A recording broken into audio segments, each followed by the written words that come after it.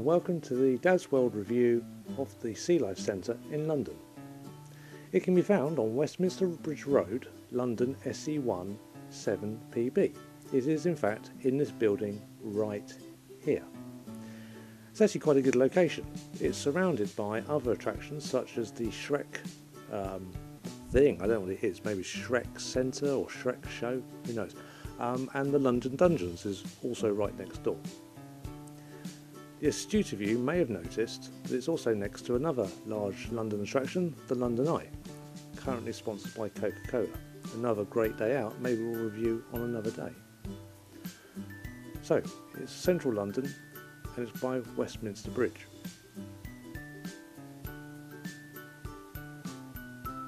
Actually, you know what, it's probably worth just making a bit of a point about what Westminster Bridge is, recognising that some of you won't be familiar with London. Right, so the address is Westminster Bridge Road. Westminster Bridge Road runs over Westminster Bridge. Let's wait for the arrow. There we go. Westminster Bridge. That is Westminster Bridge. It's called Westminster Bridge because it is next to the Palace of Westminster, which is the big building attached to the Big Ben clock. That building there. I'm only saying this and making a bit of a point of it because historically some people have made a bit of a mistake about which bridge is which in London, and when people think about a bridge in London they often think of Tower Bridge. If you find Tower Bridge you're in the wrong location. So anyway, I hope that was useful. It wasn't meant to be a tutorial on different London bridges.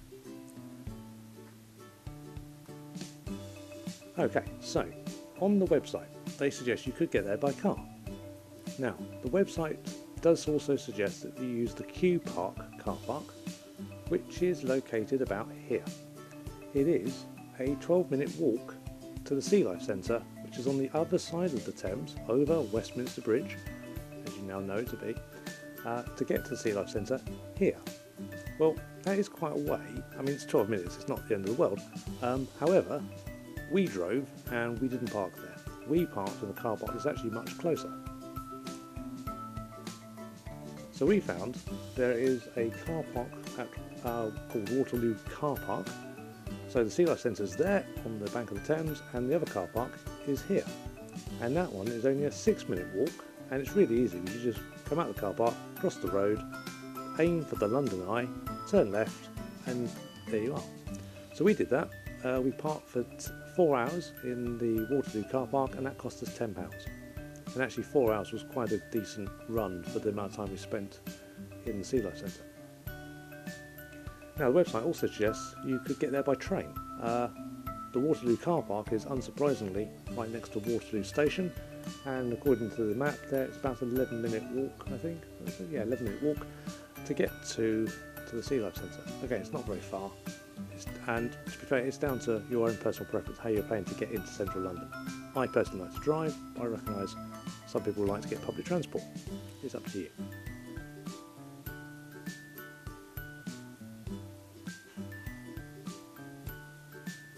Okay, so once you've found the building, you then need to get in. So there's a bewildering array of different ways to pay and different options and add-ons.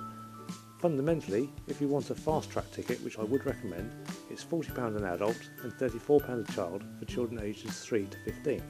However, we bought it online. You get a bit of a discount. There's 4 of us. The under 3-year-old got in for free, so we paid £103 online, and that was for the fast track tickets. As I say, you can add a different tourist attraction such as the London Eye, and you can add in activity books and VIP tickets. To be fair, go to the website and pick the one you want, but fast track worked well for us. So once you're in, you'll find a typical aquarium like this, large area full of water, and you'll find there are big fish.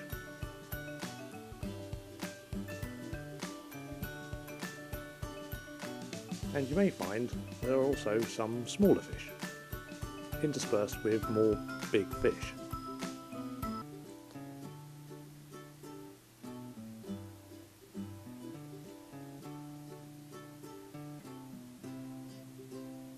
There's also some fairly happy fish, like this one.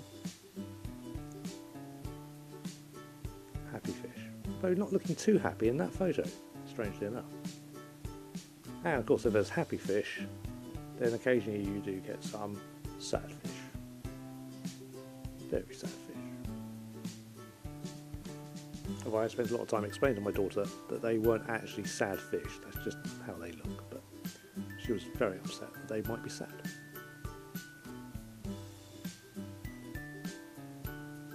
You also find there's some quite large bitey fish, although my daughters assure me they're actually called sharks, but I call them bitey fish for obvious reasons.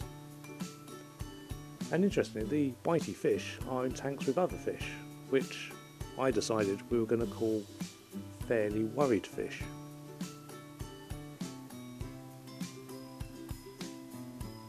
Yep, there we go, two fairly worried looking fish. There's also things that like to eat fish. Again, I'm reliably told that the eaty fish things are actually called penguins, and you can get really close to those. Very close, in fact. They actually seem quite a popular attraction.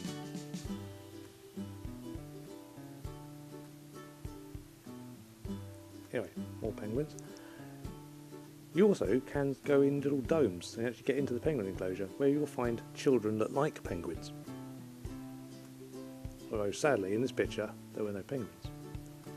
And somewhere in the attraction you also find jellyfish, like these little baby ones, and these much larger adult ones.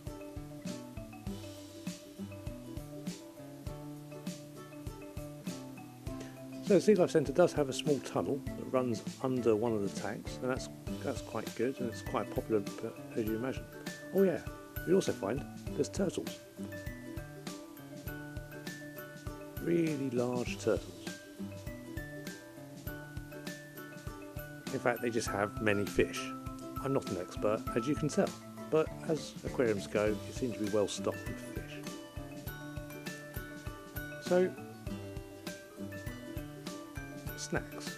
Now, there are vending machines around the place, but as you imagine, vending machines sell chocolate and crisps in central London, in the tourist centre. They're incredibly expensive. We didn't buy anything from those vending machines. No, it's our choice. I'm sure you may choose differently. So we just took our own snacks. One thing I was a little surprised to find once I got in there is that there is no lunch facilities. There's no cafeteria. There is a ice cream slushy stand, which when we were there wasn't actually open, but we were there at rather odd hours. And so really, if you're going to go in there, you can't really spend the whole day in there, because unless you've taken food with you, you've got no lunch to eat. So the whole day, parking and the admission costs us £113. That excludes the fact that we drove there. We went on a weekend, so there wasn't congestion charging, which you'd have to pay on a weekday. I think overall it was a really good day.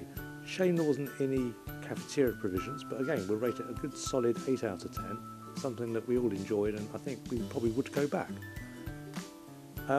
As I said earlier, there's a bewildering array of different ticket options. Personally, I would visit their website, pick what you want, pick a date and book it. I would recommend the fast track. As you imagine, it's in the heart of London, massively popular and busy area. I imagine the queues can get quite bad. The fast track for the extra few pounds is probably worth it for your own time and comfort. Anyway, I hope you've enjoyed this. As always, I hope to provide you some practical experience of taking a family day out. If you've enjoyed it, please subscribe, and as always, thanks for watching.